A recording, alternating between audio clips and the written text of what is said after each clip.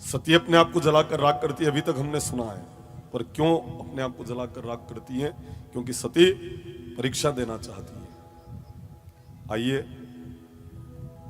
थोड़ा गहराई में चलकर इस चरित्र को अपन समझने का प्रयास करते हैं। गहराई में चलना पड़ेगा थोड़ा। हो आखिर क्यों सती अपने आप को जलाकर राख करती है? इसका कारण है, शिवजी भगवान नारायण को अपना इष्टदेव मानते हैं,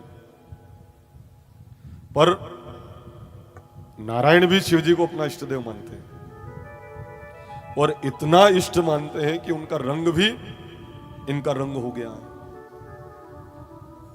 भक्ति करते करते उनका रंग इनका रंग बन गया है। शिवजी का स्वरूप कैसा है? कर्पूर गौरम करुणावतारम संसार सारम भुजगेंद्रहारम सदा वसंतम हृदयारविंदे भवम भवानी सहितम नमामि। भवानी के साथ विराजमान है, पर उनका रूप कैसा हो गया? कर्पूर गौरम, गौर वर्ण हो गया उनका। जबकि संहार करने वाले उनका रूप होना चाहिए श्याम।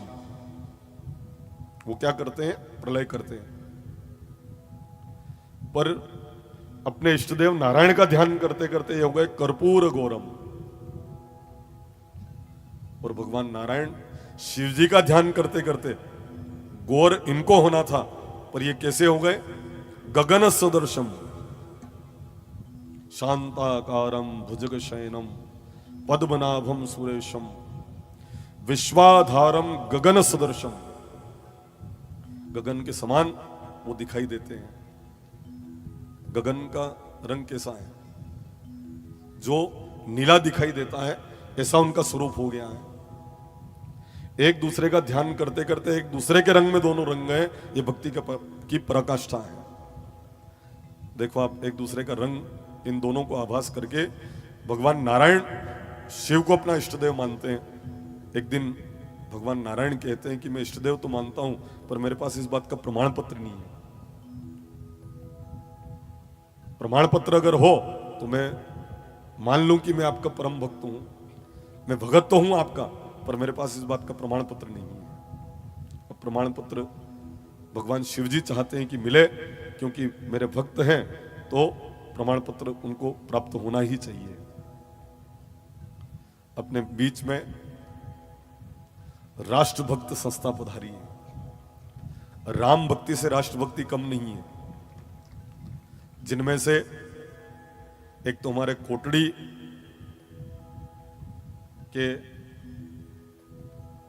जैन परिवार से हैं। नाम तो सुमित जी है कि क्या ऐसा है ना? ऐसा ही नाम है ना? रितेश जी। रितेश जी जैन, और वास्तव में अपनी संस्कृति के लिए आपके मन में इतना भाव है। कई बार हम मिलते हैं तो आप बताते हैं कि महाराज ऐसा होना चाहिए, ऐसा होना चाहिए। आज इनके संदेश को मैं आपके समक्ष कहना चाहूंगा, और संदेश यह है, हिंदू समरस हो जाए तो भी हिंदू अब सुरक्षित नहीं है। हिंदू एक दूसरे की मदद भी करे तो भी हिंदू सुरक्षित नहीं है।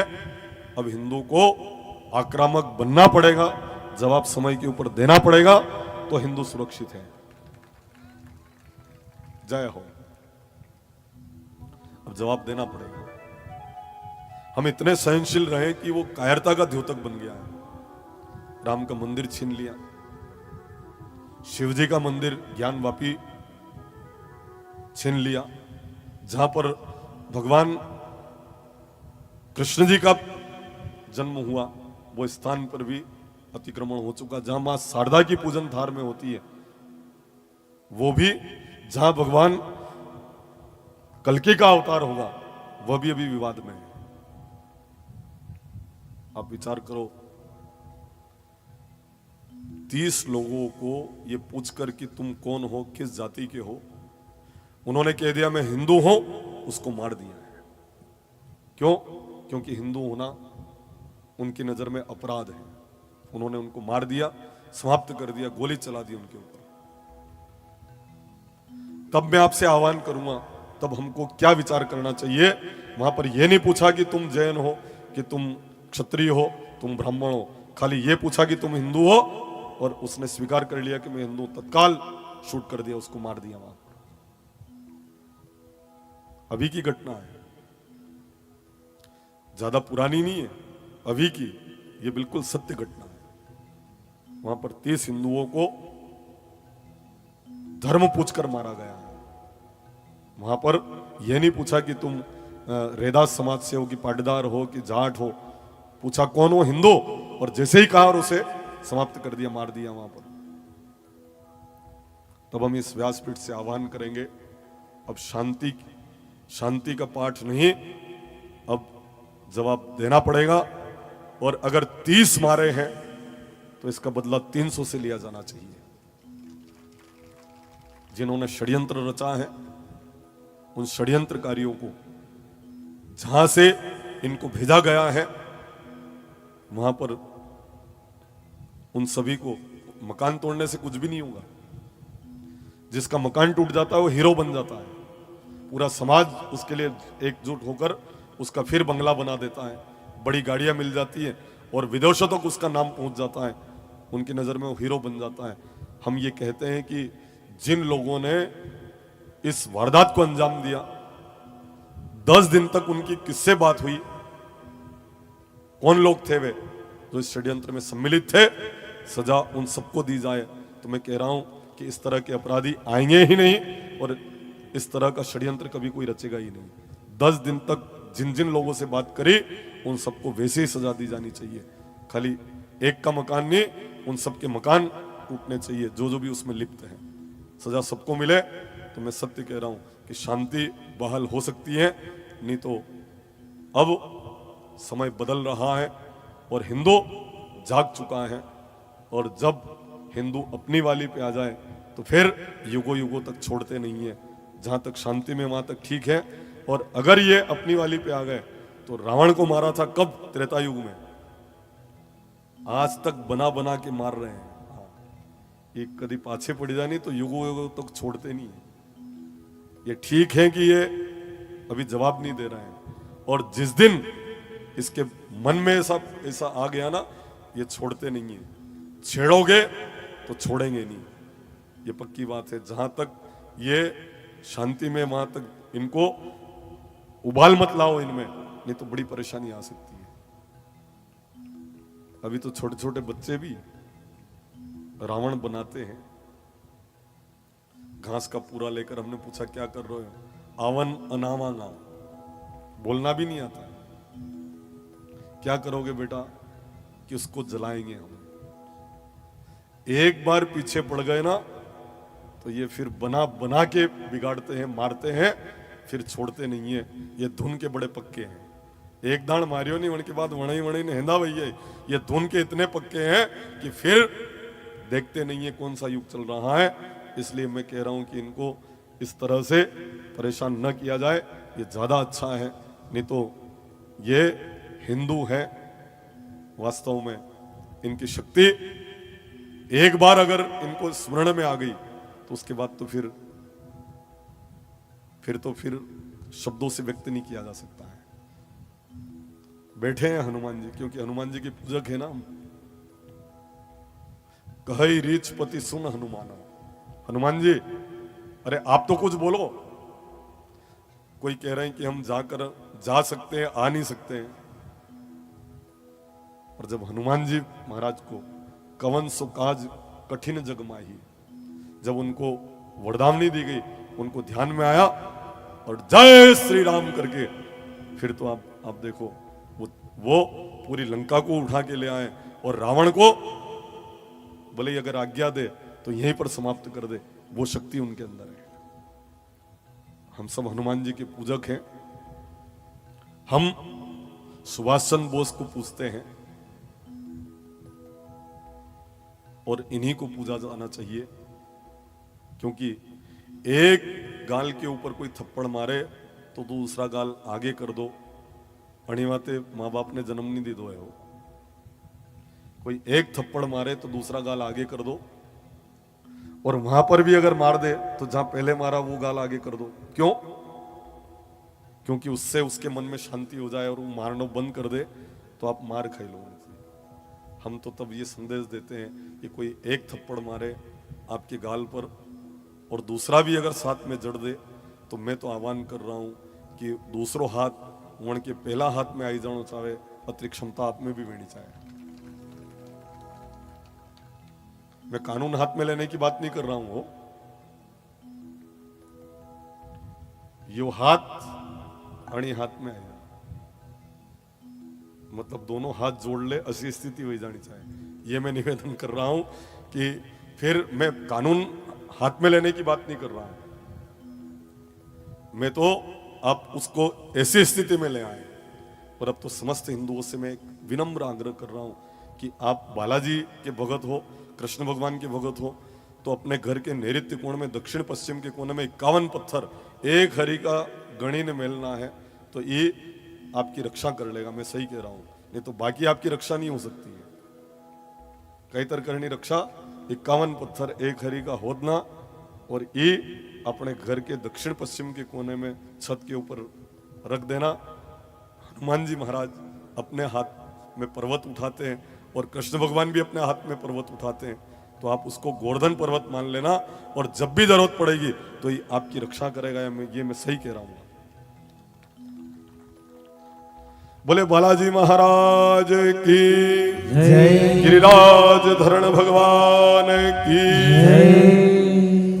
कानून हाथ में नहीं लेना है, परंतु जवाब जो जिस भाषा में समझे उस भाषा में जवाब देना पड़ेगा। ये इतना तो करना है। तो उसी टीम के कुछ सदस्य अपने बीच में पधारे हैं, एक बार करतल ध्वनि से इनका सम्मान करेंगे आप। बोले भारत माता की जय। जहां पर मर्जी पड़े मतदान करो, वोट जहां मर्जी पड़े वहां दो, पर जहां संस्कृति की बात आवे, धर्म की बात आवे, एक भगवा ध्वज के नीचे खड़े हो जाओ। सब जाति ने ये सब छोड़कर, ऊंचा नीचा अगड़ा पिछड़ा ये सब भूलकर दे दो, तब आप एक साथ खड़े हो जावे।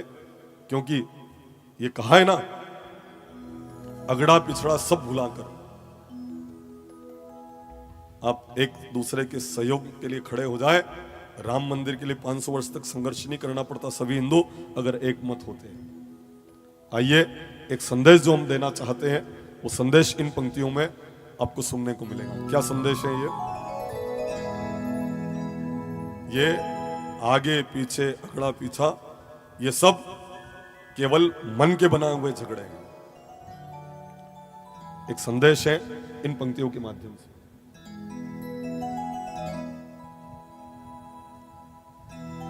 ज्योत से ज्योत जलाते चलो, और प्रेम की गंगा बहाते चलो, प्रेम की गंगा बहाते चलो।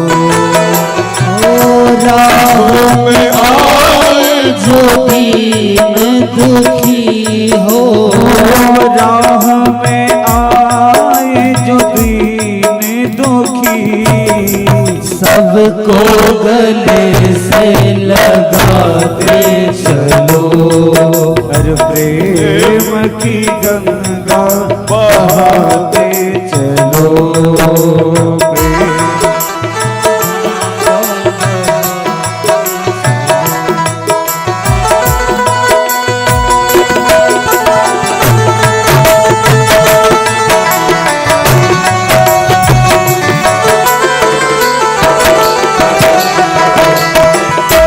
जिसका न कोई संगी साथी, ईश्वर है रखवाला।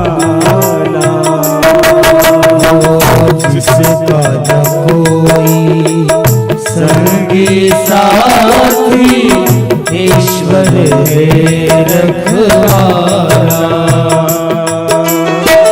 जो निर्धन है, जो निर्बल है, वो है प्रभु का प्यारा। जो निर्धन है, जो निर्बल है, वो है प्रभु का प्यारा। प्यार के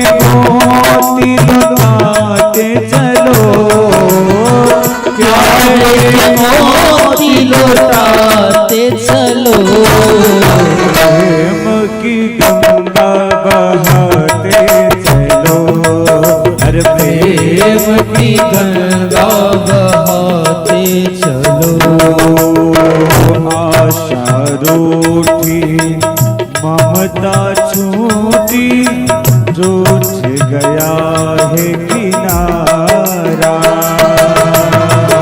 आशा रूठी ममता रूठी छूट गया है किनारा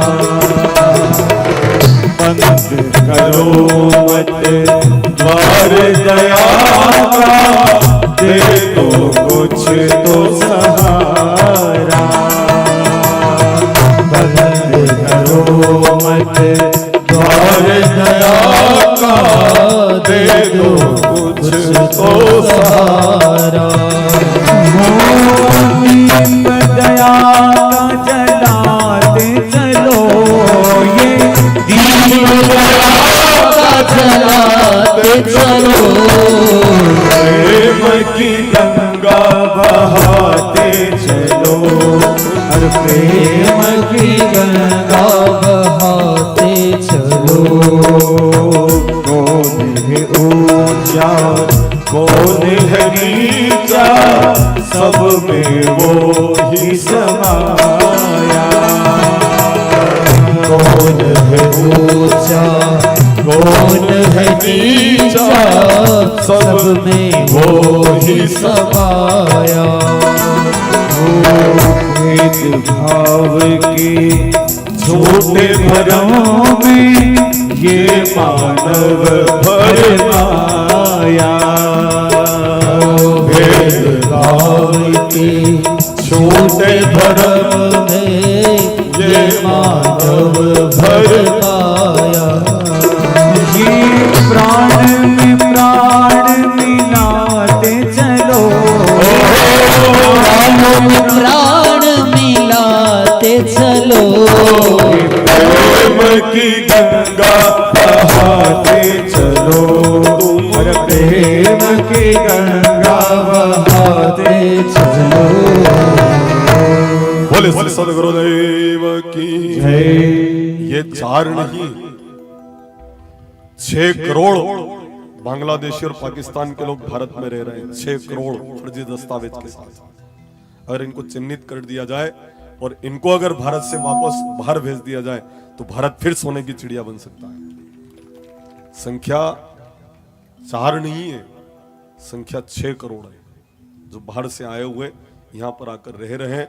इनको चिन्हित करके इनको बाहर की दिशा बताई जानी चाहिए। ऐसे अपने बीच में जो राष्ट्रभक्त पधारे हैं, एक बार करतल ध्वनि से इनका सम्मान करते हुए, चूंकि आपको कहीं पधारना है शायद इसलिए प्रणाम करके पधार रहे थे, तो मैंने कहा चूंकि ये यही काम कर रहे हैं जो हम कर रहे हैं, तो यूं देखें तो ये वही बंद भी है हमारे, वो सब यूं अगर अनुभूत करें तो आपको शायद कहीं पधारना है इसलिए प्रणाम करके पधार रहे थे। तो चलो इनको हम अनुमति दे दें, क्योंकि आगे भी वो यही काम कर रहे हैं जो यहाँ पर जिस काम के लिए आप पधारे हैं।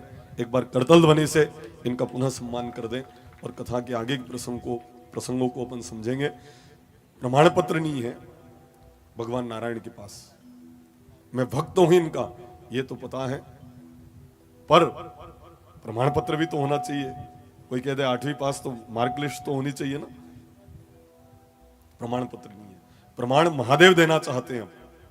उनको ध्यान आ गया कि नारायण मेरे भक्त, इनको प्रमाण चाहिए, ये मेरे भक्त हैं इस बात का। तो योजना बनाई भगवान ने, मति दी भगवान नारायण को 1000 कमल से मुझे शिव की पूजन करना है। 1000 कमल गिन लिए, बैठ गए, कमल चढ़ा रहे हैं। ओम नमः शिवाय, एक कमल चढ़ाया, ओम नमः शिवाय दूसरा कमल चढ़ाया। एक कमल विलोपित कर देते महादेव। आप भी ओम नमः शिवाय से पूजन करते होंगे या बोले श्री शिवाय नमस्तुभ्यम से पूजन करते होंगे, मना नहीं है। श्री शिवाय नमस्तुभ्यम महामंत्र है, नमः शिवाय भी महामंत्र है। श्री शिवाय नमस्तुभ्यम मंत्र आप बोलिए, पर ओम नमः शिवाय को विलोपित मत होने दीजिए।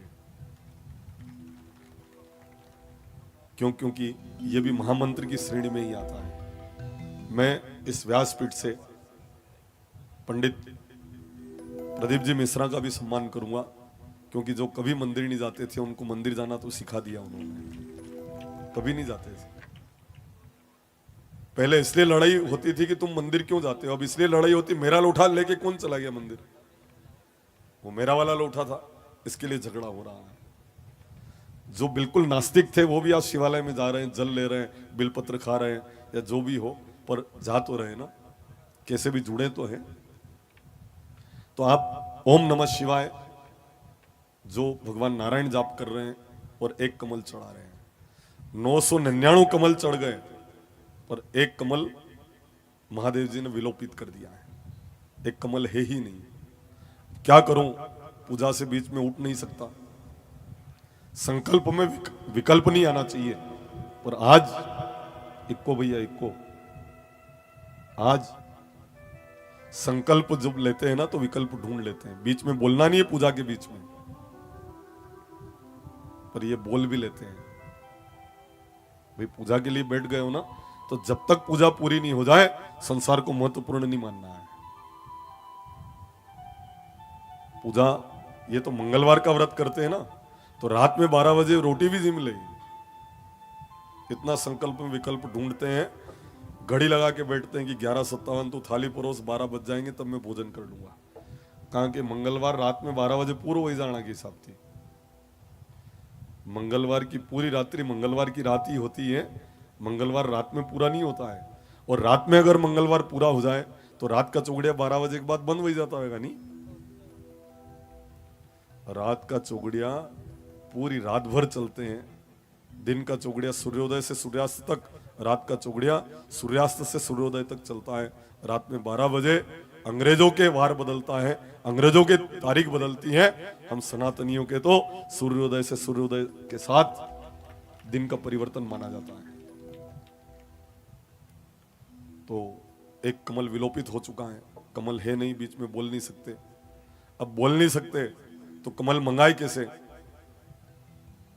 वो आंख बंद करके विराजे। उनको ध्यान में आया कि एक काम करूं, मेरे श्रीअंगों को भी तो कमल की संज्ञा है, चरण कमल, पर चरण तो मैं इष्ट देव को चढ़ा नहीं सकता हूं। मेरे हस्त भी कमल है, हस्त कमल, मैं हाथ चढ़ा दूं तो फिर पूजा कैसे करूं? हृदय कमल, हृदय में तो महादेव ही है, तो मैं महादेव को कैसे चढ़ाऊं? महादेवी महादेव को कैसे चढ़ाऊं? तब उनके ध्यान में एक काम करता हूं, मैं अपने नयन को भी कमल की संज्ञा है, नयन कमल, तो मैं अपना एक नेत्र निकालकर मैं अपने इष्ट देव को चढ़ा देता हूं। अपना नेत्र निकाला, जैसे ही चढ़ाना चाहा भगवान प्रकट हो गए महादेव, और भगवान देवादिदेव महादेव कहते हैं तुम मेरे सर्वश्रेष्ठ भक्त हो, क्योंकि अपने इष्ट देव के लिए आप अपने आंख को भी निकाल सकते हो, चढ़ा सकते हो, इसलिए आज से आप मेरे सर्वश्रेष्ठ भक्त हो। प्रमाण पत्र मिल गया है। अब महादेव जी के मन में ऐसा विचार आया कि मैं इनका भक्त हूं, पर मेरे पास प्रमाण पत्र नहीं है। भगवान नारायण को मालूम पड़ा तो भगवान नारायण कहते मैं आपकी परीक्षा नहीं लूंगा, क्योंकि मैं कह रहा हूं ना आप मेरे सर्वश्रेष्ठ भक्त हो, मुझे प्रमाण पत्र मैं नहीं दे सकता आपको, क्योंकि शिव जी की परीक्षा कोई ले नहीं सकता। जो लेता है वो बचता नहीं है। कामदेव ने परीक्षा ली थी इनकी, जलकर राख हो गए थे, इसलिए इनकी परीक्षा नहीं ली जा सकती है। जो जीजिया यहां बैठी है मेरी, जो मेरी बहनें यहां विराजी हैं, मैं उनसे भी आग्रह कर रहा हूं, महादेव के मंदिर में आप सब जाती हो तो उनका सत मत लेना, और ध्यान रखना उनकी परीक्षा मत लेना। ये वहां पर भी दाने उठाती हैं, 4 उतार दो, आखा ले वहां भी मंदिर में भोलेनाथ के यहाँ। फिर उठाए, कितने आए? 6, फिर उतार दिए। फिर उठाए, कितने आए कि 8, फिर उतार दिए। जहां तक 5 नहीं आवे वहां तक उठावे, 7 नहीं आए वहां तक उठावे, और काम बिगड़ जाए तो कि भोलेनाथ ने बिगाड़ दिया है। अरे एक बार में मना कर दिया, 4 आ गए, फिर क्यों डबल उठाए तुमने? फिर 6 आ गए, फिर उतार दिए, फिर उठाए 8 आ गए, चौथी बार में 7 आए और काम किया और काम बिगड़ गया। अच्छा आप भी यूं देखो, किसी से कहो ये काम करना हो कि नहीं करूंगा, ये काम करना नहीं करूंगा, ये काम करना नहीं करूंगा। अब उस आदमी को गुस्सा आ जाने के बाद कर, बगड़े तो बगड़े। ऐसे ही वो 4 दे दिए मत करो, 6 दे दिए मत करो, 8 दे दिए मत करो, तुम जिद वाह कर, बिगड़े तो बिगड़े। अब क्या तक, तो भाई 3 बार मना कर दिया, उसके बाद तुम काम कर रहे हो। एक बार मेरे साथ भी ऐसा हुआ, व्यक्ति आया, पूछा महाराज चुनाव है, मैं जीतूंगा कि हारूंगा। मैं पंचांग खोल ही रहा था, तब उन्होंने कहा आखा तो लैलदा में, आखा तो आइया है, जितवा का आखा आया है। मैंने कहा आखा आ गए उसके बाद भी तू हारेगा। महाराज क्या बात कर रहे हो? मैंने कहा आखा आई है तो फिर कहीं महाराज से पूछवा की जरूरत, भाई आखा आ गया तो विश्वास करके जीत जाएगा। और तू का अगर कहीं पूछने जा रहा है तो तूने उन भगवान के थानक का अपमान किया है, इसलिए तू जीत नहीं सकता है। मना कर दिया भगवान ने, 4 आ गए तो फिर डबल उठाने की क्या जरूरत थी? आखा उठाने के बजाय मेरी जीजियो पूरा उनके आखा समर्पित हो जाना। आप आखा उठाने के बजाय आपका कोई भी काम उस दरबार में ऐसा नहीं कि नहीं हो सकता है, होगा सब काम। पर वहां आखा तोकवा की जरूरत थोड़ी है। आप चले गए तो पूर्ण समर्पण भाव से कह दो भगवान मेरा ये काम है, ये भी काम है, आप कर देना। नहीं कर सकते हैं क्या? वो धन संबंधी हो तो कुबेर भंडारी का निर्माण कर सकते हैं। वहां शिवरात्रि के दिन ऊपर से बिलपत्र गिर जाते हैं तो भी उसके ऊपर कृपा कर देते हैं।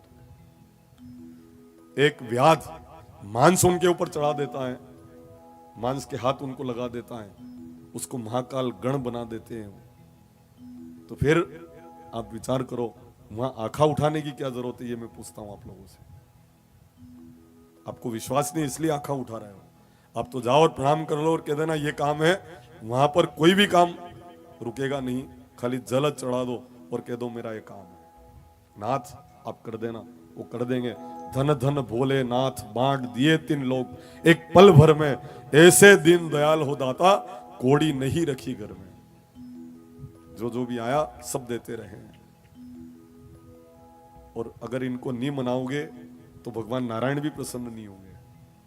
देखो आप, वो परीक्षा उनकी कोई ले नहीं सकता है। तो भगवान नारायण कह रहे हैं मैं आपकी परीक्षा नहीं लूंगा। मैं कह रहा हूं ना मेरे सर्वश्रेष्ठ भक्त आप हो, नहीं मैं परीक्षा देना चाहता हूं। भोलेनाथ उदास हो गए, परीक्षा देना चाहते हैं पर नारायण परीक्षा लेना नहीं चाहते हैं, बड़े उदास हैं। 1 महीने में पार्वती जी समझ जाती है कि ये परीक्षा देना चाहते हैं पर भगवान नारायण लेना नहीं चाहते हैं।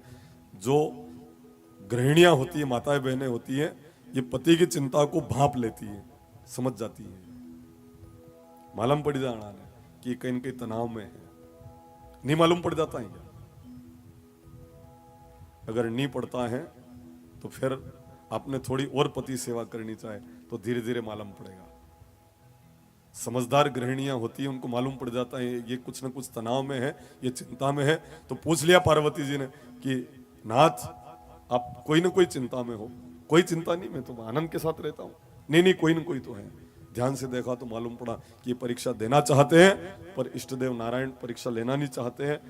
तब सती मन में एक विचार करती है कि पति नहीं दे रहे ना, पति की नहीं ले रहे नारायण, तो मैं दूंगी परीक्षा। भले ही इनकी परीक्षा लेने वाले वो धरती के ऊपर जीवित नहीं बचे, कोई बात नहीं, मैं समाप्त हो जाऊंगी, पर मेरे पति को मैं चिंतित नहीं देख सकती।